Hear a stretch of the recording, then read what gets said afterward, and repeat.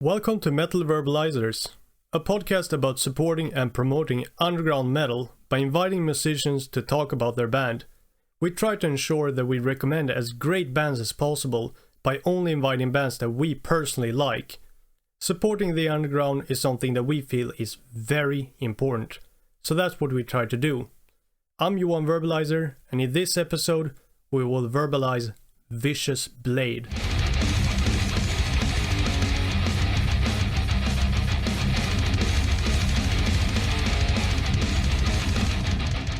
Alright, so let's start by having you introduce yourself, your name and what you do for the band. Hi, my name is Clarissa Bettini and I sing, and I'm the singer of Vicious Blade. Mhm. Yes. Right. So let's start with like a kind of individual question as well. When did you start singing? And if you want to, kind of elaborate a little bit on why you started. I started singing in general. I taught myself how to sing when I was around like 15. And then I joined my first band when I was like 19. And yeah, I just always wanted to do it. I remember being like 13 years old and discovering Arch Enemy and seeing Angela Right. Gossow was like, man, like she's so badass and she's so tough and just raw and powerful. And I was like, I don't know, it resonated with me and who I am. And I knew that's like what I wanted to do. And I just like never really gave up. I just kept going until it worked out, you know? Right. Yeah. Uh-huh. But like when you started singing, was that also like a metal or rock band? Oh, it was metal. Yeah. Right. I whenever I taught myself how to sing, I mean, I can sing like clean vocals too, like but that's not what I wanted to do in a band. And Right. it's like growling is a different feeling. It's very Yeah. cathartic. It feels very good. So, but that's growling and doing that type of vocal style is like what I was really set on doing. And I taught myself by just like listening to Cannibal Corpse albums and Arch Enemy and like Yeah. screaming over them.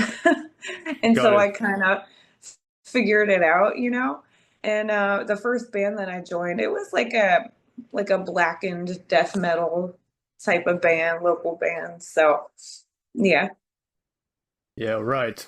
So like I guess like something I kind of noticed with Vicious Blade was which was a pretty cool thing that I kind of felt that it's of course mainly like a type of like growl vocal, but it's also like certain parts here and there that it kind of like going more into the almost like clean Mhm. style of it, and then kind of going Yeah. into the growl, which is Right. something I noticed and thought was really really cool in some songs.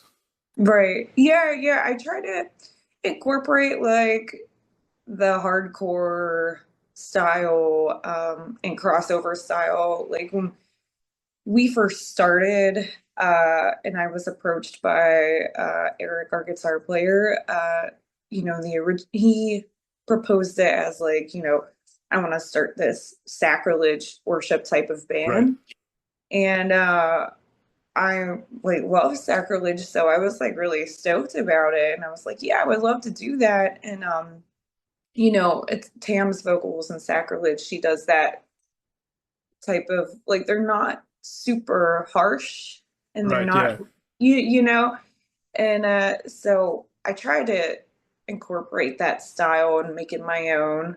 So yeah, it's kind of as we progress and make more music, I kind of haven't been doing it as often because the music just has been getting progressively more and more aggressive, but I try to pepper it in when I can.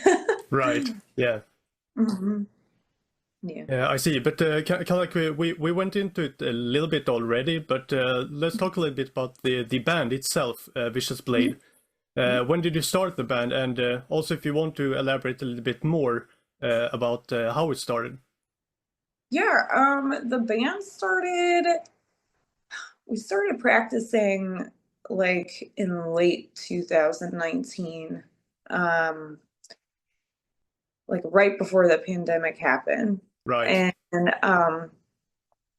yeah, Eric just asked if I wanted, he was like, hey, I want to start the sacrilege worship type of band. I know that, your band Tartarus is like kind of going on a hiatus, and I just wanted to see if you'd be interested. And I was like, yeah, of course. And, like we got together and I had no expectations. Usually, whenever people ask you if you want to jam or whatever, Right.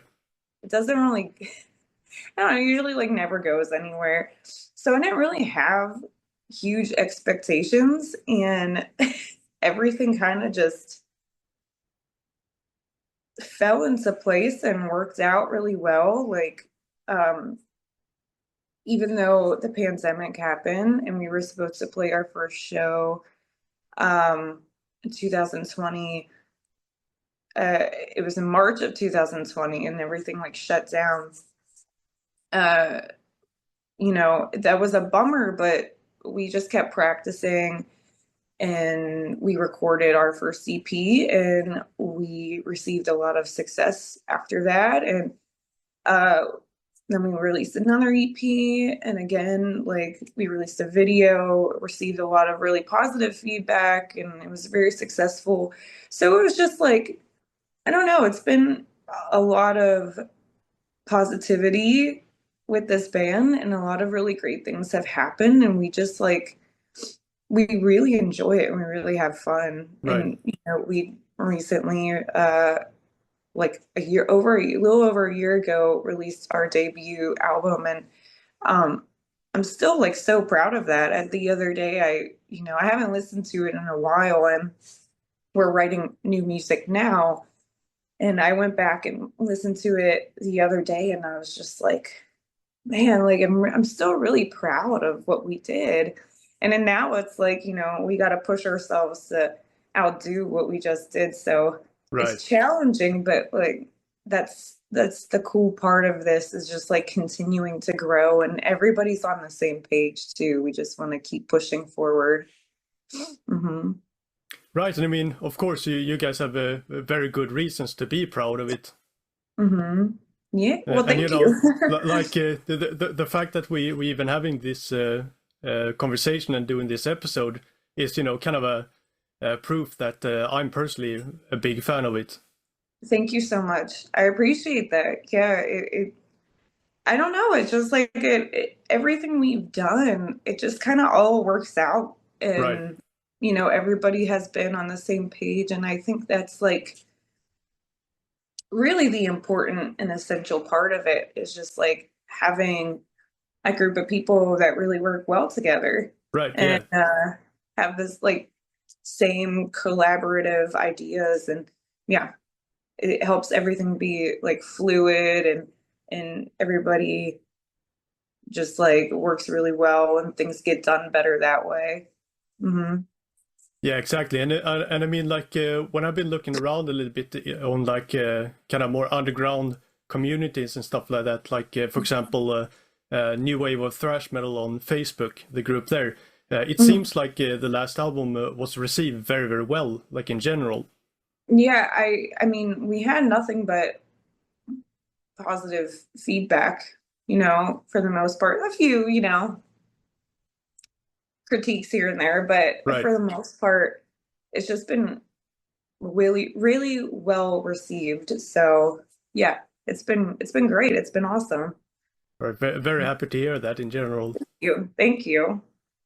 But yeah, like I guess something that I usually kind of like ask bands is if you would like meet someone who has never heard about Vicious Blade before, and you would kind of like describe the band for them, what it sounds like and like what it's about. How would you describe it then? Um, you know, it's kind of like a crossover meets like Black and Death thrash.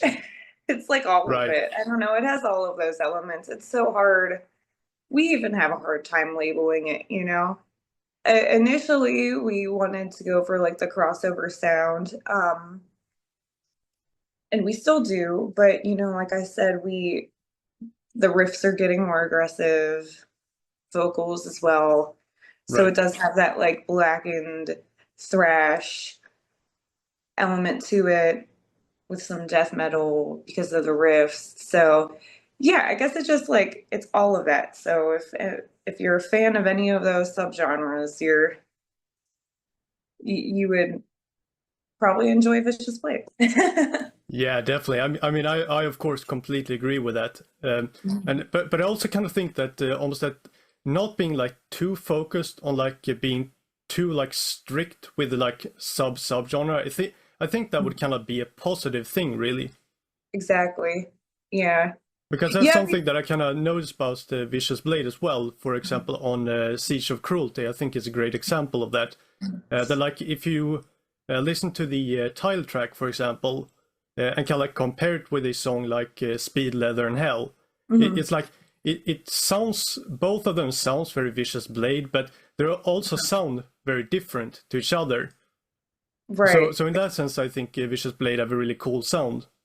Yeah, I agree. I think like we do have our sound and we do like also allow ourselves to have the freedom of being creative and trying to make each song sound different or incorporate a different style in each song while like maintaining this like fluid sound. And Yeah, that's something we're running into writing new stuff where we're coming up with these new songs and we want to try to make them sound different. We're like, man, it kind of just sounds like us. right. We're like, we want it to sound different. We're like, man, we just sound like us.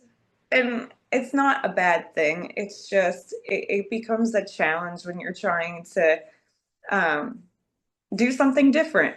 Right. And but I think we are able to maintain that balance of doing something different while maintaining our sound, which is really cool. Yeah, that makes a lot of sense to me. I understand what you mean. Hmm. Yeah. But something else I would like to kind of discuss about is, I suppose you could say like, what would you consider is like the driving force of Vicious Blade as a band? Like, what would you say is like inspires you guys to write your music? Um, I just passion for the music. I like I said, whenever this band started, I had very low expectations, but I poured a lot into the lyrics that I wrote, and over the years, just like developing different ideas and themes for like artwork and the band in general. And I know everybody else feels the same way. Everybody is equally passionate about the music that we're making. And it's just passion and fun. Like this band has been like both of those things. Like we've had so much fun playing shows, touring, playing festivals. Uh, so far yeah, it's just been so many good memories, so much positivity. So yeah, the driving force is definitely just like positivity and like perseverance and all that good stuff. Hmm. Right. Hmm. Yeah, I mean, like you're saying, like the passion for the music is, a good reason as any, really. Hmm. Yeah, absolutely. Yeah, it's very like, yeah, that's just it. It's like this genuine, like unyielding passion that we have for this and what we do. So yeah. Right, absolutely. And like you mentioned lyrics a little bit, that you are writing the lyrics. Would you say that like if we're talking a little bit about the music writing arrangement of the band, would you say Mhm. that you are like sole responsible for their lyrics, or is that something that you kind of do together as well? It's definitely something that I do. I'm like the solely responsible for it. And but when it comes to structuring the song, we kind of work together. I'll definitely like ask Eric or Our new bass player, Smugs, is really good at doing structuring as well. And I'll ask them their opinion, but really everyone's opinion at practice. We like work together. We like, do you guys think this looks good here or sounds good here? And I also will like share my lyrics with everyone, see how they think, like see what they think of them.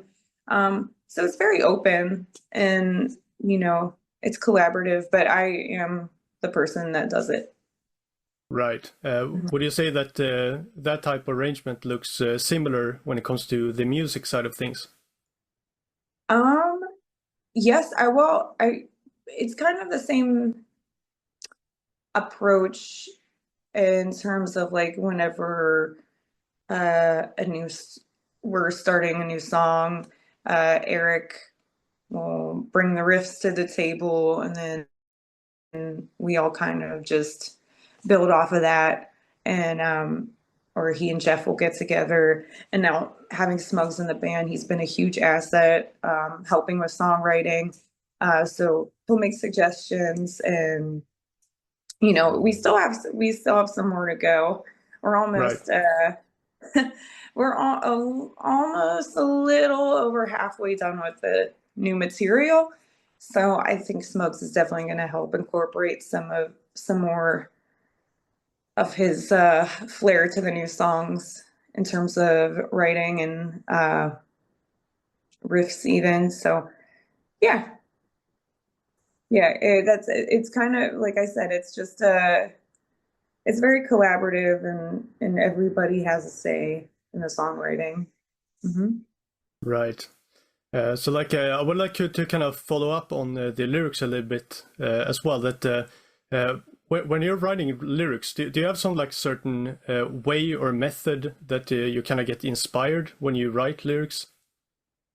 I kind of like I just basically will write them, and then as the songs come out, I just kind of rearrange based on the cadences of the song and the structures of the song. Yeah, whatever I'm inspired at the time, I just try to write down and basically make like a rough sketch of what I want to do and the ideas that I have, and then I just build off of that. So, Right. And like in a kind of similar style, I would like to discuss the artwork a little bit.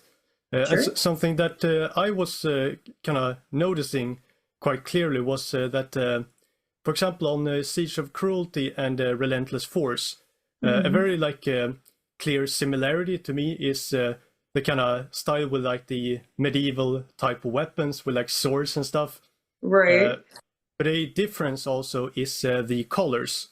While Mm-hmm. Siege of Cruelty has like the kind of black and white Mm-hmm. color, while Relentless Force has more like colors to it. So Yeah. would you like to elaborate a little bit about that? If that was like an intentional change or... Oh yeah. Yeah, I was definitely uh I personally was very inspired by, Infernal Overkill by Destruction, Right. that album like color scheme. And I like the album artwork of in general, like, the hand and the lightning. Yeah. Uh, so I was like, if we could do something like that for the debut, I think that'd be cool because it's very simple and like clean looking, but it's very like striking as well. And I think uh the colors really pop, and that was something I really wanted to incorporate as well. Like I just, I was like, what would look really cool whenever you're, at a record store looking at the new releases? Like what would really stand out? Right. And I'm like, I think those colors would really pop and really catch people's attention. So yeah, we went with that. Right. And I mean, of course, it was a very good choice in that regard because I mean, really did get that effect on me, definitely.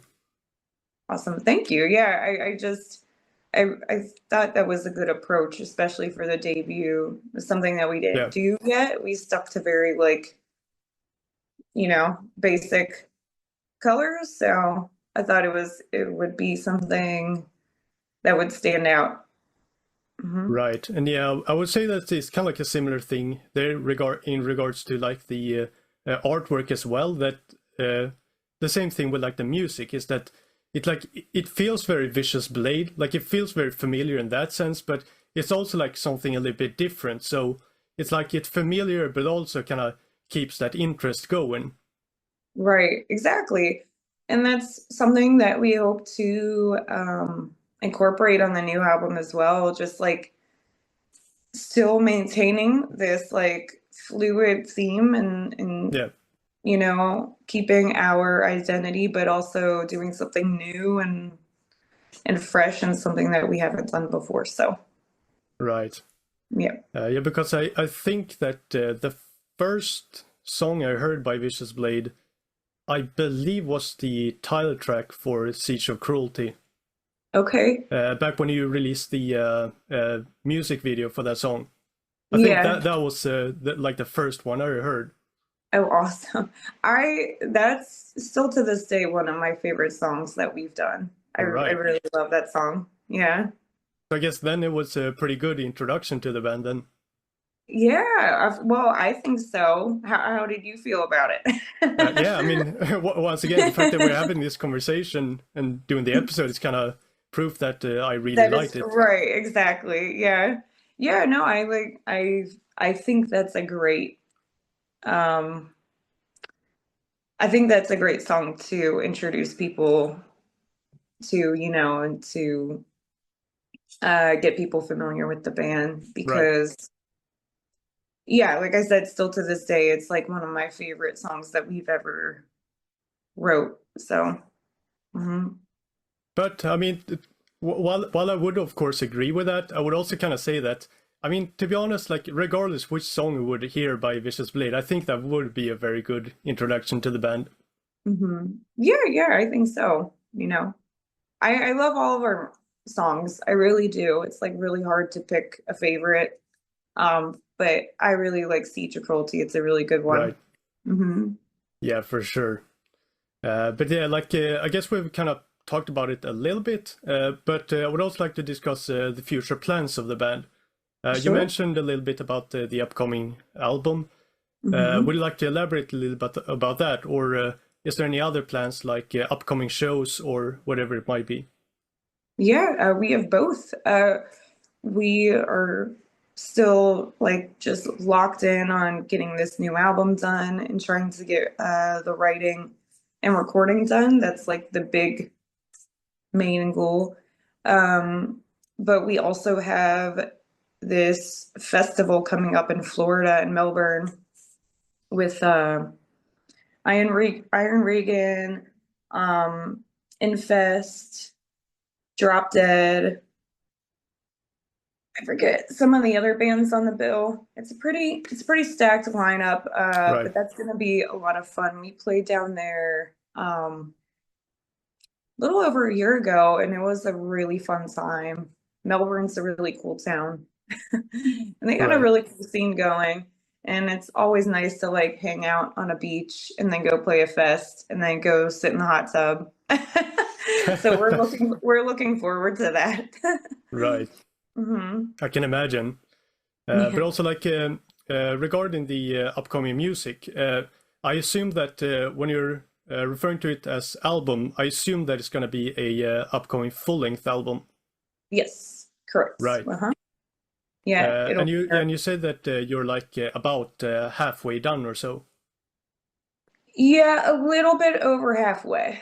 right? Yeah, we're trucking along. But you know, like I said, we're really trying to challenge ourselves and do something better than what we've Right. done before. So, you know, we're trying to outdo ourselves. So, but I'm really stoked on the new material, and I think everyone else will be too.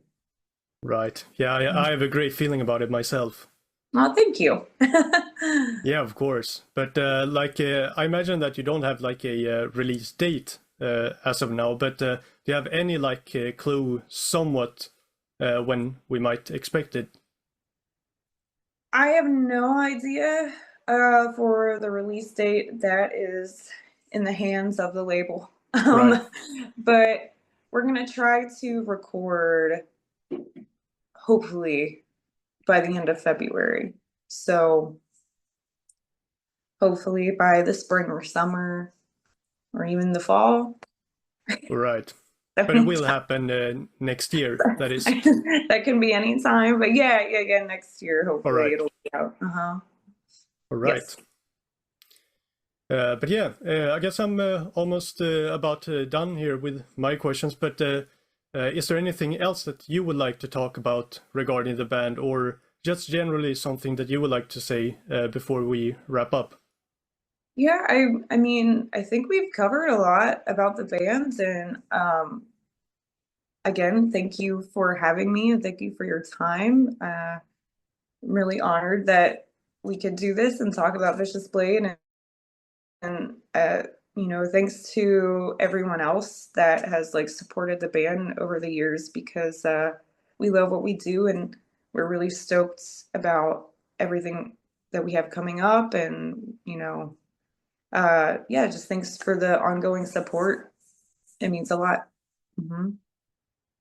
Right, and yeah, I would of course want to thank you very much for taking the time and do this episode with us as well. Yes. And of course, we would like to wish you all the good luck with the future music and endeavors of the band. Oh, thank you so much. I really appreciate it. Right. But yeah, thank you very much. Thank you. Thank you. With that being said, now we want you to go and give Vicious Blade a listen. Make sure to also give them some support. Buying merch and tickets to their shows is really, really great support.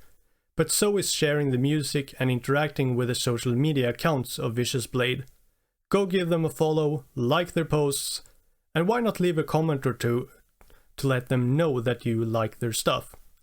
Thank you for listening this far, it really, really means a lot. And in general, thank you so very much for listening to and supporting Verbalizers. We really, really appreciate it. We will be back to verbalize again next week.